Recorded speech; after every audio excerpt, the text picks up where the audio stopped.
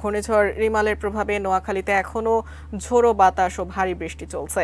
জেলার উপকূলের নিম্নাঞ্চল প্লাবিত হয়েছে। কাঁচা ঘরবাড়ি, ফসল ও মাছের ঘেরের ব্যাপক ক্ষতি হয়েছে।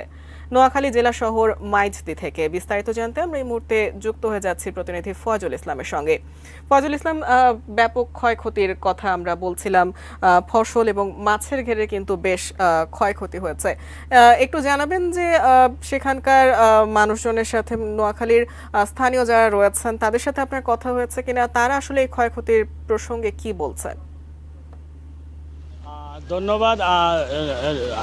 ঘূর্ণিঝড় রেমালের প্রভাব গতকাল সন্ধ্যার পর থেকে নোয়াখালীতে শুরু হয়েছে। আমি এখন দাঁড়িয়ে আছি জেলা শহরে। আপনি দেখতে পাচ্ছেন যে আমি বৃষ্টির মধ্যে দাঁড়িয়ে আছি। আর রাত্রি থেকে এখানে নোয়াখালীতে ভারী বর্ষণ এবং ঝড়ো বাতাস বয়ে যাচ্ছে।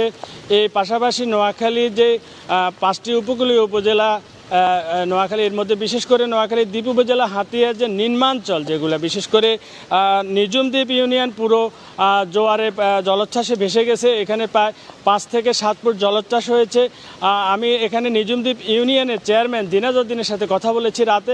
তিনি আমাকে জানিয়েছেন যে জলোচ্ছ্বাসের কারণে সেখানে পানিবন্দী হয়ে পড়েছেন প্রায় অর্ধলক্ষাধিক মানুষ।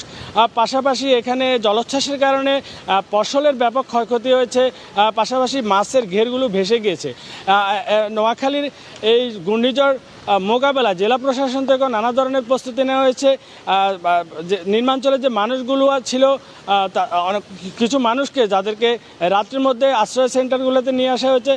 পাশাপাশি আপনাকে জানিয়ে রাখি যে এই ঘূর্ণিঝড়ের যে ক্ষয়ক্ষতির বিষয়টি আমি জেলা প্রশাসক দেওয়ান মাহবুরানের সাথে কথা বলেছি। তিনি আমাকে জানিয়েছেন যে তারা 5টি উপকূলীয় যে উপজেলাগুলো আছে সেখানে ইউনিটদেরকে নির্দেশ দিয়েছেন যে ক্ষয়ক্ষতিগুলো নিরূপণ করার জন্য, এখানে ক্ষয়ক্ষতি মোকাবেলার জন্য যে প্রায় স্বেচ্ছাসেবকরা কাজ করছেন। পাশাপাশি এখানে খাদ্য, জরুরি ভিত্তিতে খাদ্য এবং শিশু খাদ্য এবং গোখাদ্য প্রস্তুত রাখা হয়েছে। এখনও নোয়াখালীতে এই ঝড়ো বাতাস এবং এই বয়ে যাচ্ছে এবং ভারী বর্ষণ এখনও বন্ধ হয় না। এবং পাশাপাশি আরেকটা বিষয় জানিয়ে রাখি যে এই ঘূর্ণিঝড় রেমালের কারণে গতকাল সারা রাত থেকে নোয়াখালী বিদ্যুৎ বিচ্ছিন্ন। এখন পর্যন্ত বিদ্যুৎ সরবরাহ করা সম্ভব হয় না। এ হচ্ছে নোয়াখালী থেকে ঘূর্ণিঝড় রেমালের ক্ষয়ক্ষতি এবং মোকাবেলা বিষয় আমার কাছে সর্বশেষ।